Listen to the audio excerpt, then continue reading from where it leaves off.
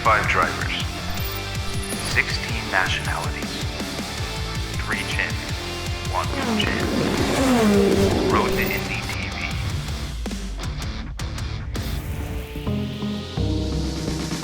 The Road to Indy, presented by Cooper Tires, made its lone trip north of the border on the July 12th to 14th weekend to the beautiful lakeside city of Toronto and the challenging street circuit of Exhibition Place. After shaking off the rust at Road America at the end of June, Aaron Telitz returned to the seat of his number 4 Belardi Auto Racing Dallara, and he was immediately on pace to begin the Indy Lights weekend battle. The Road to Indy veteran set a new Indy Lights track record on the Toronto street circuit, qualifying for race number 1, and followed up with a dominant victory on Saturday afternoon. Andretti Autosport's Oliver Askew arrived in Toronto as the point leader, and he was also quick out of the gate, finishing second to Telitz in the opening race of the doubleheader. Sunday morning for race 2 was paced by Askew, but Telitz was again on the move at the green flag, aiming an aggressive move to the inside of turn 1 to assume the lead. Midway through the race, VK attempted to lunge for the lead heading into turn number 3 at the end of the Lakeshore Boulevard, but he could not make the turn and ended up in the tire barrier. Telitz was blocked from making the turn in the process, and he too made contact. This altercation opened the door for Askew to emerge as the leader, and he would go on to score his 4th win of the season to take a 25-point lead to Mid-Ohio in 2 weeks. The challenging Turn 11 caught out a number of Road to Indy drivers throughout the weekend. RP Motorsports' Kyle Kirkwood avoided these issues to sweep both Indy Pro 2000 qualifying session to start each race from the pole.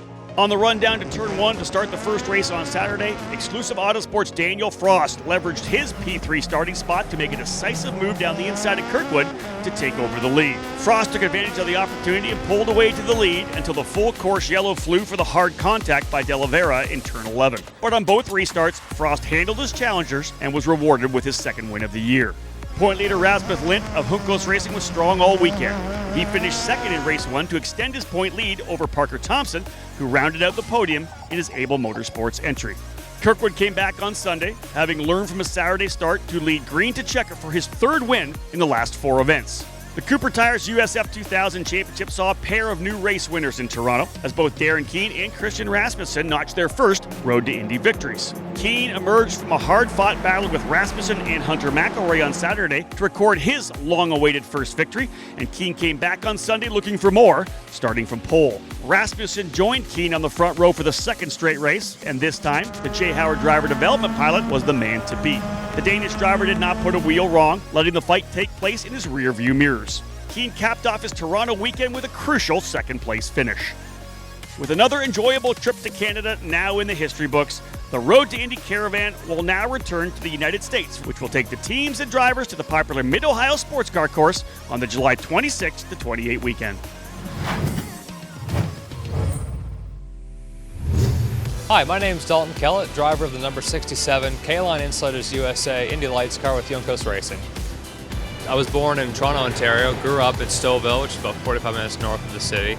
It was a great place to grow up, so we lived in a sort of a more rural suburb, but I went to school downtown, so we had to drive in and out of the city. It was a great place to grow up. As a Canadian, cottage life is a big part of the culture, so we have a family cottage up on a lake, and there was always weekends up at the cottage, and back in the city during the week. And then once I started racing, we were traveling all over Canada doing the go-kart thing, which was really fun. The Canadian racing community is very tight-knit, and it was a really cool experience growing up to be part of that.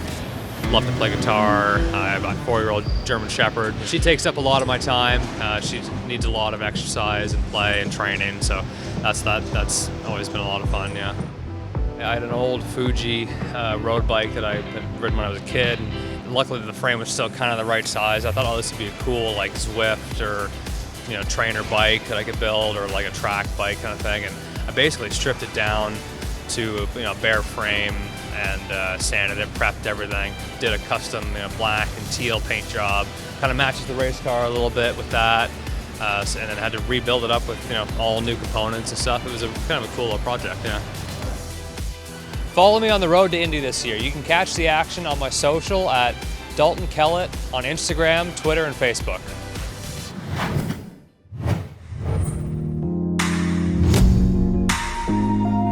We'd be remiss if we didn't mention the success the Canucks had in the Great White North.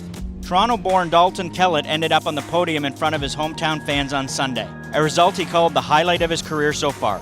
In Indy Pro 2000, on the team side of things, Exclusive Autosport, the lone Canadian team, won Saturday's race. On the driver side of things, it was Canadians Parker Thompson, who stood on the podium twice, and Antonio Saravelli, who grabbed a career-best fourth-place finish on home soil.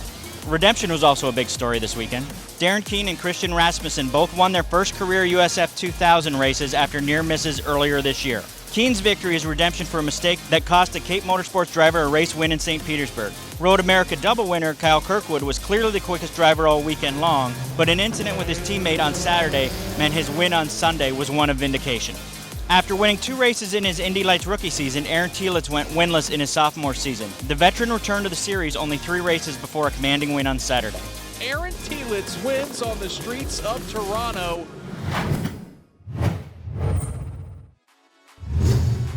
Hi, my name is Braden Eaves. I drive the number 8 car for Cape Motorsports in the USF 2000 series.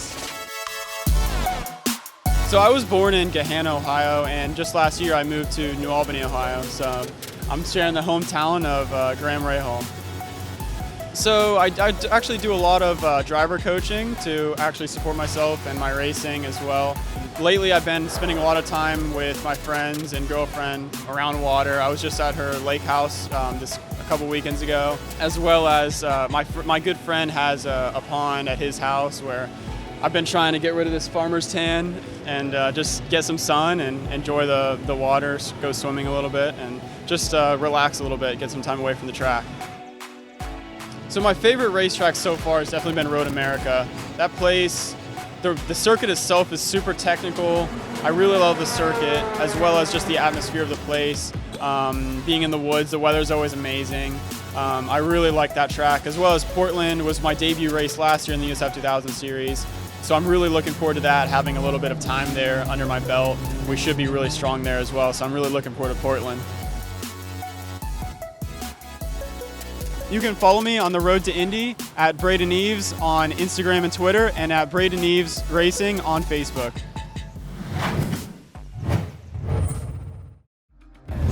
Okay, first practice has just ended for Indy Pro 2000. We followed the Young Coast Racing guys back to their trailer, and now we're gonna see what goes on in the engineering room after a session.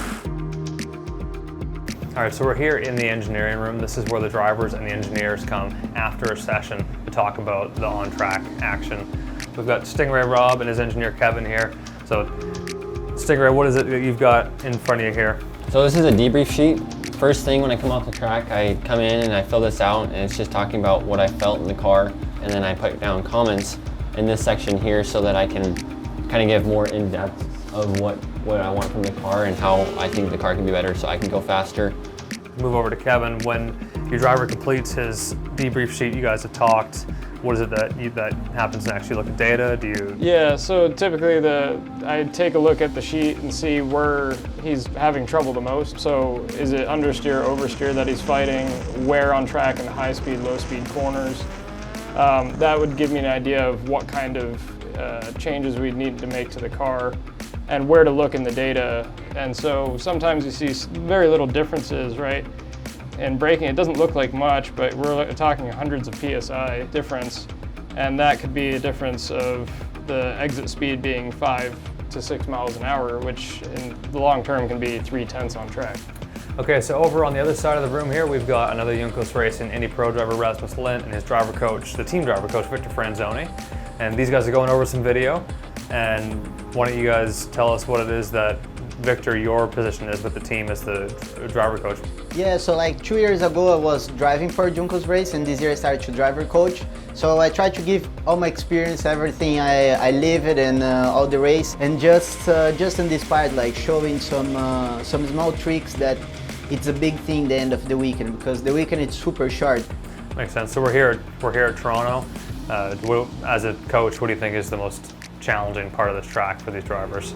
I think this track here, it changed so much during the weekend. Normally you do first session, then when you end the weekend, you're being 3 or 4 seconds faster. This has been the most work here in Toronto. Is just about how much the track's changing, and in the races, how we can run from everybody else and win the race. Yeah, well, that's the goal, right?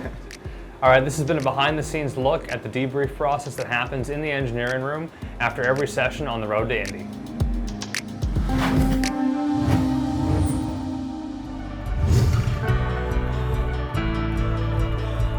There were no changes at the top of the championship tables in Toronto, but none of the leaders opened up a comfortable gap either. In Indy Lights, Oliver Askew and Rinus VeeKay are locked in an intense battle, with an IndyCar ride hanging in the balance. Rasmus Lind continues to lead in Indy Pro 2000, but there are 4 drivers nipping on the heels of the Juncos Racing rookie. In USF 2000, it appeared that Braden Eaves might take a stranglehold grip on the championship, but a disappointing result on Sunday means that his lead is a little less comfortable headed to Mid-Ohio. In 2 weeks, all 3 series head to the tricky Mid-Ohio Sports Car course for double headers on the hilly natural terrain road course.